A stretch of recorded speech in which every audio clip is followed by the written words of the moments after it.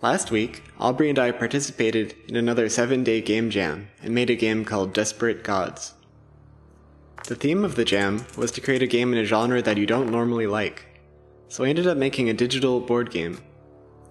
We actually like board games, but feel that video game adaptations tend to leave out several aspects that make board games great.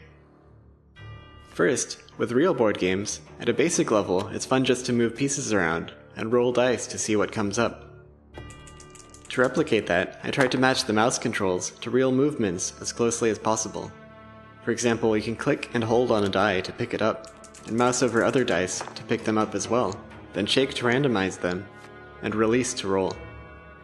You can also tap any piece on the board by pressing T, which can help with counting squares.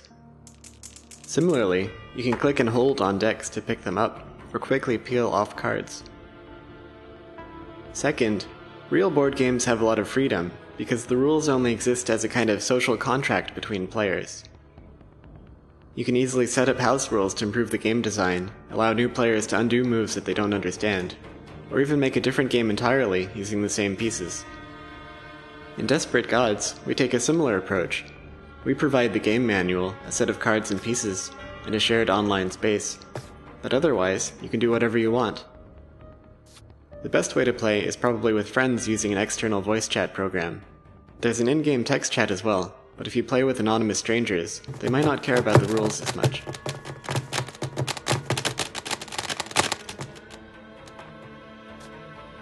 Third, real board games are inherently social. The players are all in the same space, interacting in real time. On the other hand, digital board games often feel cold and distant. You often can't even see what the other player is doing until their turn is done. To address that, I made sure everything is synchronized in real time, down to individual mouse cursors and sound effects. To further help create a shared space, Anton wrote several original songs for the game, and playback is synchronized for each player. We made this system open source on GitHub, and the link is in the description for this video, in case anyone would like to try adapting the system to a different board game. Aside from the shared board game space, we also created the board game itself, which is sort of a cross between Chutes and Ladders and Diablo.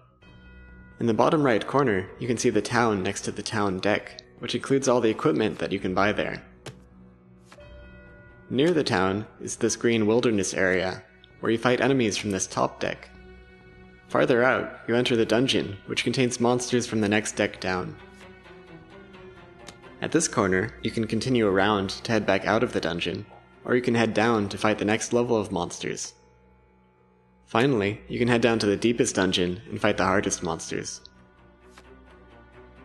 To set up the game, first you draw 3 cards from the town deck to represent what's currently in stock at the store.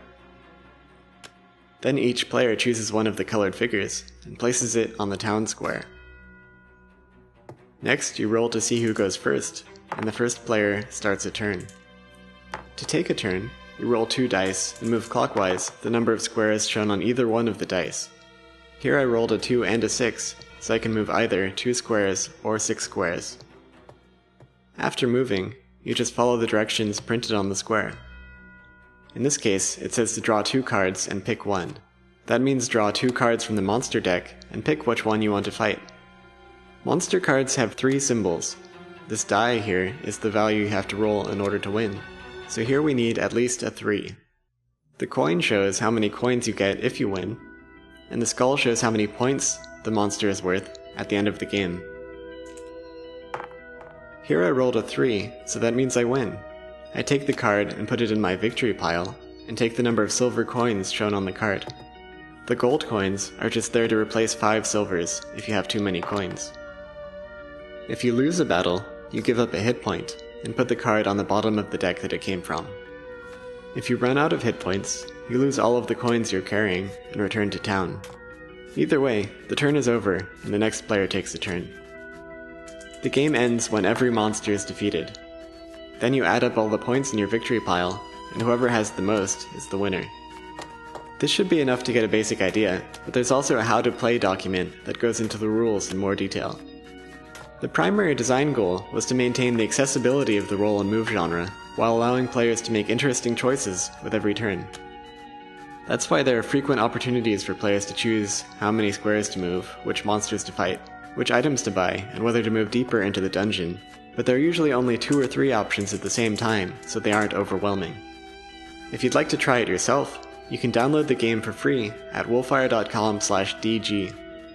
Even if you don't like board games, it's worth a try just to check out Aubrey's artwork. He created 40 detailed cards, as well as the board, figurines, and all the other artwork.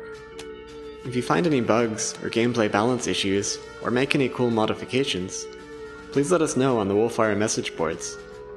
You can also find out about updates there, as well as on Twitter at Wolfire.